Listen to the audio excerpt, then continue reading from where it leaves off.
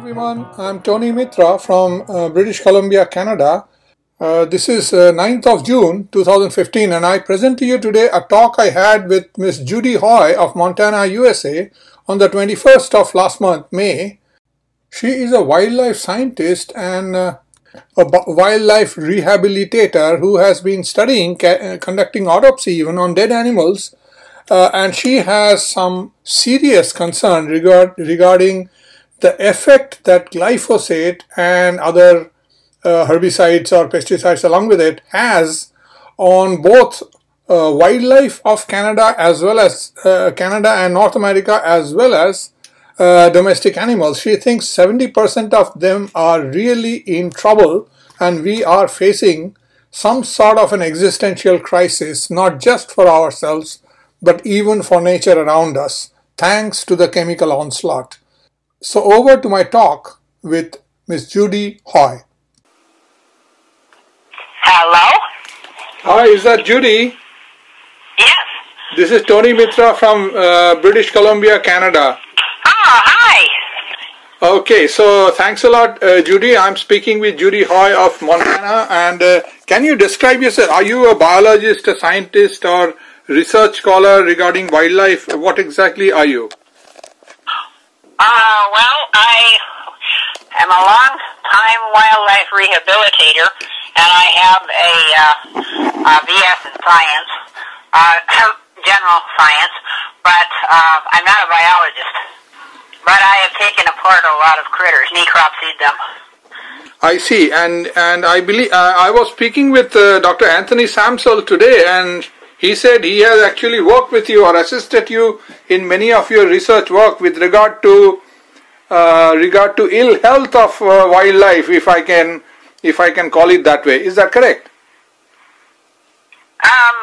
Yes. Yes, Anthony Samsel and Stephanie Seneff and Nancy Swanson and a bunch of other people have been working together on this. Oh, I see. Okay, so so to come back to the questions that we wanted to check with you, Judy, is that your concern regarding damage to wildlife that might be related to chemicals such as glyphosate, which I talk about glyphosate because the sheer volume of it out in the environment so far outstrips almost any other nasty chemical. That is not to say other chemicals are good, but do you have anything to say about glyphosate's effect on wildlife? Well, yes, all of the effects that I have been seeing, I have linked back to mineral deficiency and thyroid hormone disruption. And there's another chemical called chlorothalonil that they started using in 1994 in huge amounts at the same time as they started using much larger amounts of glyphosate, and they work together. The chlorothalonil damages the liver so that the animal is not able to, so the liver isn't able to detoxify other chemicals, and that makes the glyphosate even worse as far as the mineral chelating properties. And all of the birth defects that started in 1995 and continue to present, and they are a very high prevalence in some animals, especially the grazing animals and the rodents. For instance, underbite is around 70% on a lot of the wild grazing animals. I don't know what the prevalence is on domestic animals, but I know that domestic animals all the way from Canada to Mexico have underbite. And but the prevalence I don't know. And the zinc, that one, underbite, is caused by manganese and calcium deficiency. And the other major, most common birth defect is shortened urogenital distance and underdeveloped scrotum or no scrotum, half a scrotum, short scrotum, or the left half of the scrotum being directly in front of the right half, so the hemiscrota are misaligned rather than being in a side-by-side configuration like they have been for millions of years. That's the fastest evolution of a body part I've ever seen, because I haven't been around all that long. I see. So you are saying this rearrangement of the scrotum, if I may call it like that, I call it misalignment. Yeah, the left testes, usually the left testes is in front of the right, although on a couple I've seen the right testes in front of the left. And they come down that way because the inguinal lymph node, and thus the spermatic cord is out of place in a forward position. So the left testes drops down directly in front of the right on the fetus when the scrotum is formed on the malleable fetal skin. And then they stay that way the rest of their life, instead of having a bilateral side-by-side hemiscrota like they're supposed to have. Yeah. And that's at least 70% on deer here. And my question was, when you said that... And it's caused by zinc, sorry. Yeah. Okay, go ahead. Yeah, when you said that evolutionary change, fastest one you have seen, do you think that this misalignment, as you're calling it, is something that they will pass on to next generation, or is it just a deformation that happened in their generation but not necessarily in the genetics and not necessarily passable to the next generation? Well, according to studies, first of all, it is caused by zinc deficiency. These shortening and disruption of the development of the male genitalia is caused by zinc deficiency in lots of studies that I have seen. And number two, to answer your question, I strongly suspect that this scrotal misalignment is passed on to the next generation by any animal that has a long enough misaligned scrotum to produce viable sperm.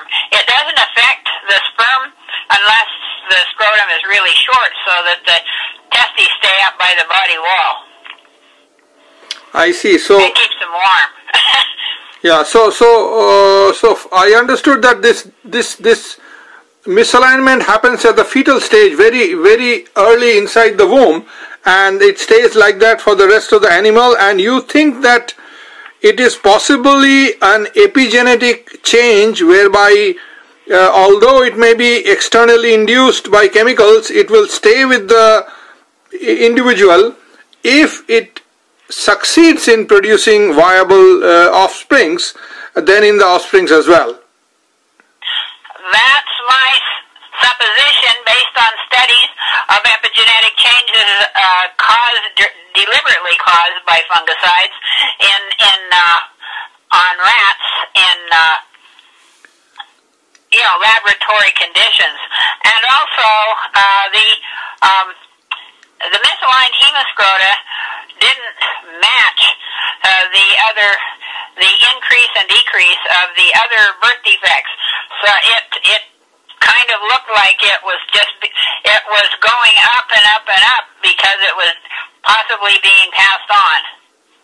I see. And an epigenetic change can be passed on easily. And the other... At least 4 more generations. Oh, sorry. No, that's okay. That's okay. Yeah, it can represent reappear for generations. I got that. So regarding your statement that in the wild animals this this problem is or defect is present in almost 70%. Is that from a random sample, or is it from some other? How do you arrive at that percentage? Oh, well, that's just the prevalence in our area. I don't know what the prevalence is in other areas, although I have seen animals in other states with this same birth defect, and you're driving down the highway and you check one antelope and it has the left half of the scrotum in front of the right. And that's the only antelope I saw in Nevada, and it had that birth defect. Well, the chances, that's sort of like winning the lottery, or else there's a high prevalence, one of the two. I see. If you understand. Yeah, I understood. Understand what I mean. Yeah, I understand that this percentage has been observed among dead animals in your region. That means for every 100 dead. I checked all the little white-tailed fawns that I found dead along the highway or in my field or anywhere else I could find them, and I measured them. I measured their underbite and their mouth, and to see if they have the brachiognathius. It's called brachiognathius superior, or underdeveloped premaxillary bone, however you want to say it. And I measure the animal themselves, and I measure their genitalia if they're a male. Yeah, I got. And the measurements show whether the left half of the scrotum is in front of the right. One hemiscrotum is forward of the other, because if you measure the distance from the front to the back of the scrotum and from side to side, it should be much wider than it is from side to side. If they're in the normal bilateral position, they're twice as wide from side to side as they are from front to back. But if they have the left half of the scrotum in front of the right, or are misaligned, then they are very long and narrow. So the measurements totally tell you whether they're misaligned or not. I got that. So has there been any effort to not check just dead animals, but maybe tranquilize live ones and try to get if the results are tallying? Or has anybody tried that? No. The Montana Department of Fish, Wildlife, and Parks, actually the second in command in 2013, after I had reported, and several of us had reported, the malformations to the Fish and Game Department since 1996. In 2013, the second in command told me the Montana Department of Fish, Wildlife, and Parks would never admit the animals were malformed because it would affect their ability to sell hunting licenses. And I cannot tranquilize. I'm not qualified. I'm not a veterinarian. You have to be a veterinarian to tranquilize big game animals. I see. That's why I looked at the dead ones. Yeah, I got it. And the dead ones were either hit by roadkills or hunted by trophy hunters. Is that right? Well, they can be hunted. They can be shot by hunters and left away. They can be shot by hunters and reported to me. They can be hit by cars. They hit fences. They are killed by dogs. There's lots of. They can just die because suddenly their lungs fill with blood and they drown in their own blood. That has been happening quite a lot since the chemicals started affecting them. And there is another very important birth defect, and that is severe damage or underdevelopment of the thymus, which is the main immune system of a newborn mammal. And that one is caused by magnesium deficiency. So all of these various birth defects are caused by mineral deficiencies, and the mineral deficiencies also cause thyroid hormone disruption. And the glyphosate itself is a licensed, let's see, what do they call it? Patented a patented mineral chelator, and it chelates all of those minerals plus a lot more, like copper, which affects the electricity, the bioelectricity in the body. If your copper is deficient, you do not have normal communication, cellular communication. Yeah. You know, electrical. Yeah.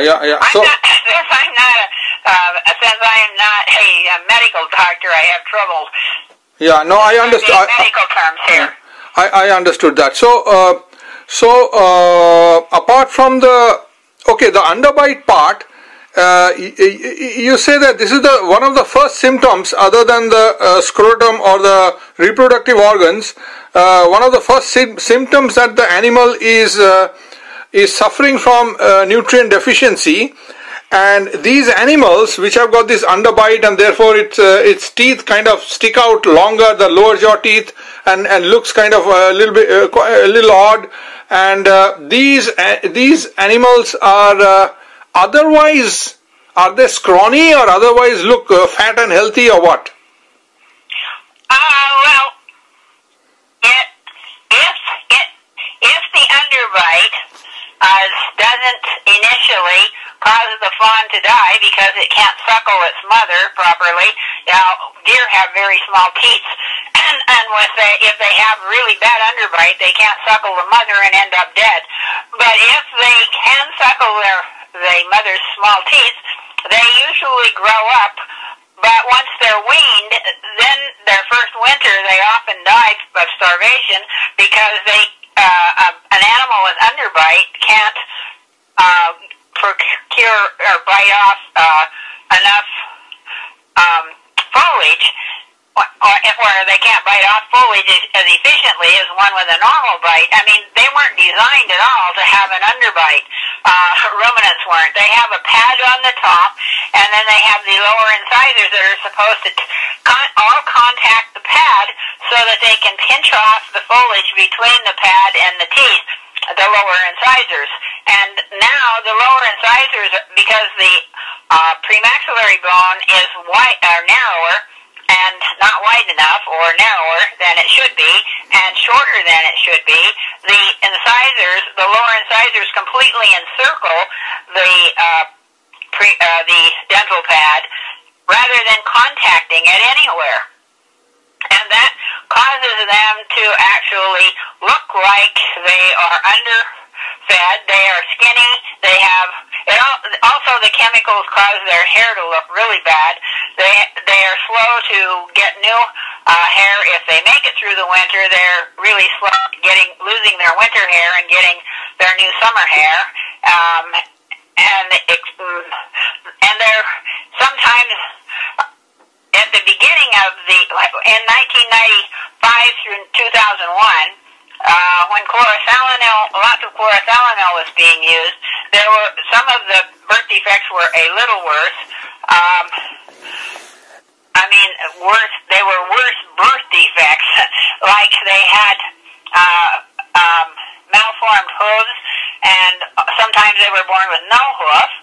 And birds have underbite too, not just grazing animals. And rodents have almost, the rodents I have examined here, the male rodents, the only one that I've done a prevalent study on was eastern fox squirrel, because they get killed they live in towns and they get killed by cars a lot, and I pick them up, and then sometimes people shoot them and give them to my friend to make to clean the skulls for education, and he lets me look at them before he does anything with them, and so I examine them and necropsy them and check their genitalia, and out of the 27 squirrels, not one had normal scrotums. Not one had normal genitalia. They either have very short penis sheaths. That's the other birth defect, is a very short penis sheath on rodents and ungulates. And little kids. And little kids? You mean humans? Yeah, those. Yeah, not goat kids. little human kids, little human children. Yeah, they shorten urogenital distance was studied, and also that hypoplasia is increasing at a very alarming rate. That's where the opening in the tip of the penis isn't in the tip of the penis, it's somewhere else. And also very short, it's called, let's see, geez, my brain went dead, I can't remember,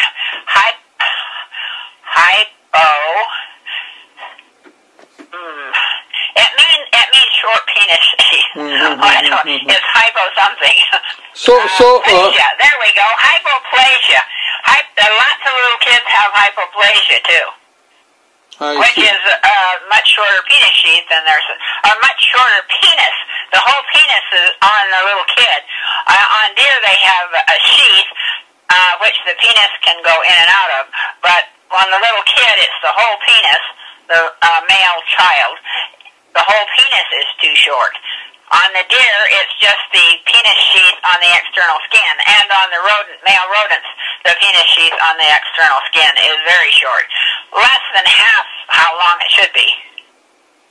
I see. So, has anybody, like you said, the reproductive, the damage to the reproductive system, and so is there any study in the decline of populations related to falling birth, or because of birth defects and such, or maybe sperm count, or some other way? Well, they have done studies concerning the effects of the malformed or non-functioning reproductive systems on males on quite a few animals. Another problem regarding reproduction is that the sex ratio was highly skewed because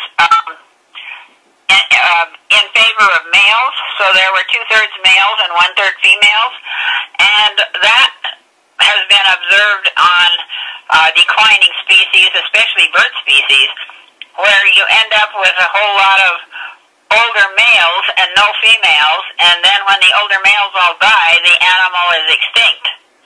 And there have been several, they have observed that on several bird species in the United States that are going or have gone extinct.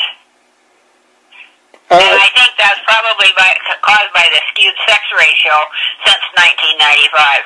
How does the sex ratio get skewed because of chemicals like glyphosate? What does it do to? I mean, does it change the sex of an embryo, or does it somehow selectively kill the females, or what? No,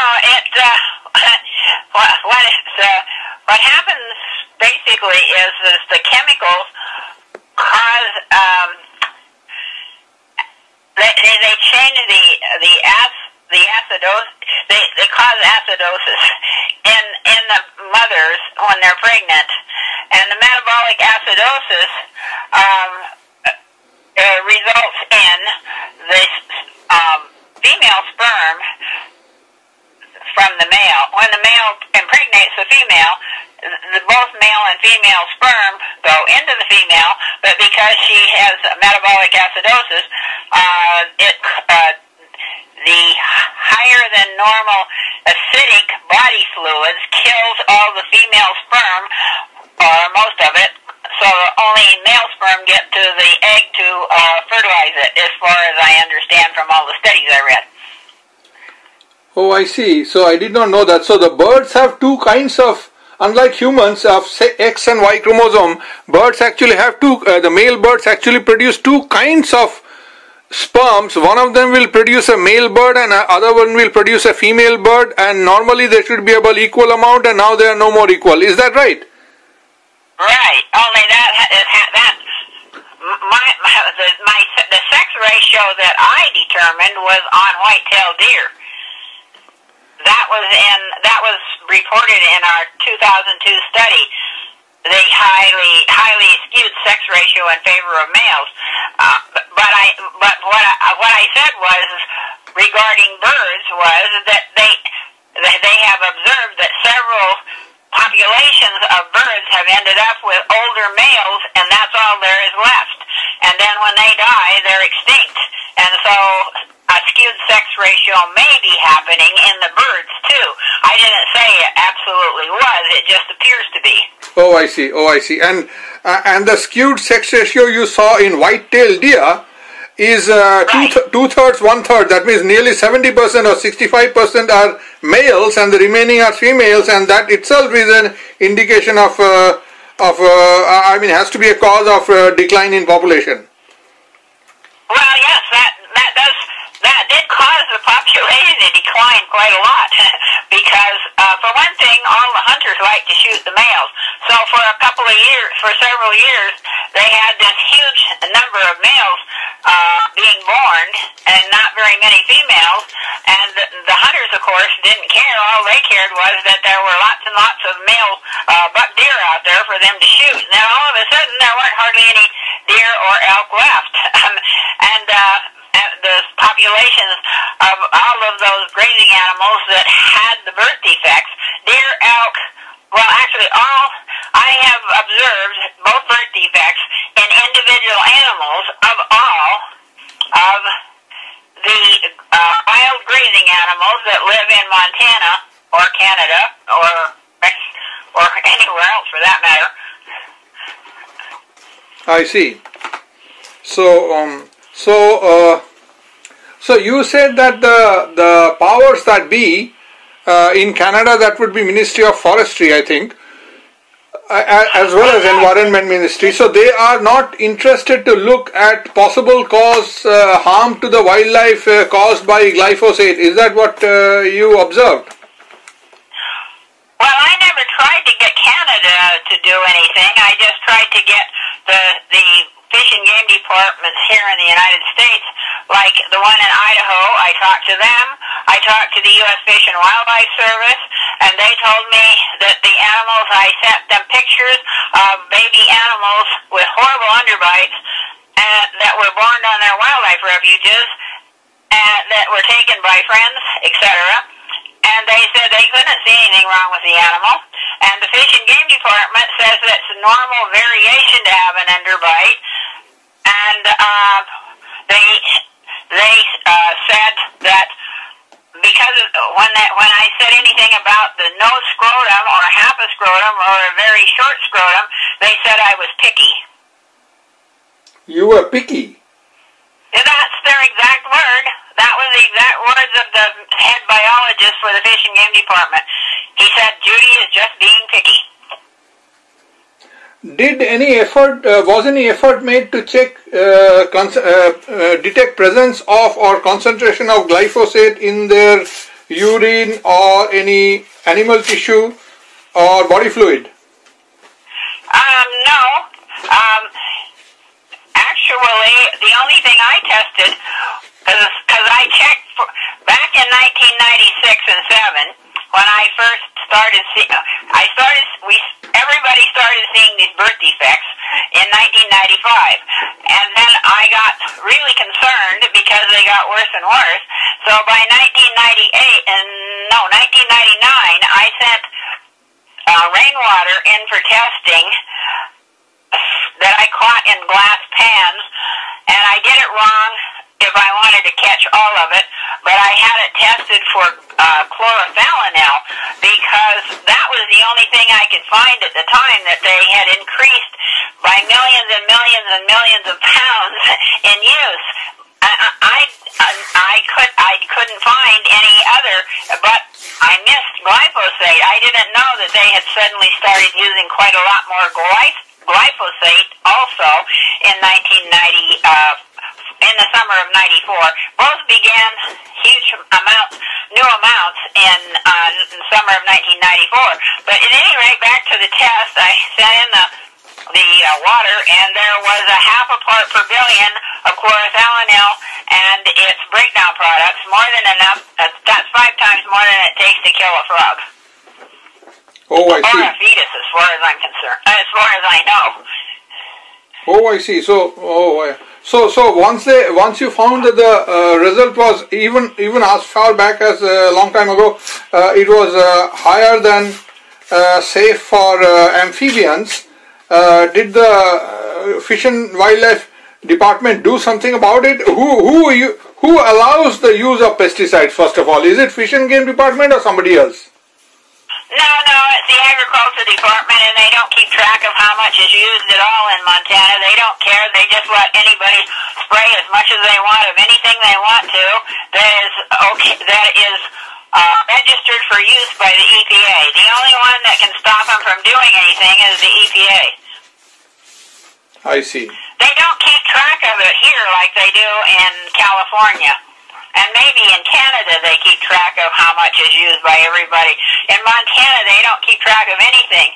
And but lots of tests in the United States have shown that that most of the air samples, most of the fresh water samples, and most of the rain samples have tested positive for glyphosate, as well as mother's milk from all over the United States, and etc. So I assume that since they use millions and millions of pounds of glyphosate in the states directly west of us, where they were using the chlorothalonil on the potatoes, they use the glyphosate on the wheat and the soy and all of the Roundup Ready things and the Roundup Ready alfalfa, and they also spray glyphosate here in our area like there was no tomorrow, which there will be not any tomorrow if they don't stop doing that. Yeah. So but nobody ever checks how much they use here. Yeah. Nobody checks, and therefore no record. If you want to know, you can't find out. Not for our area of Montana, no.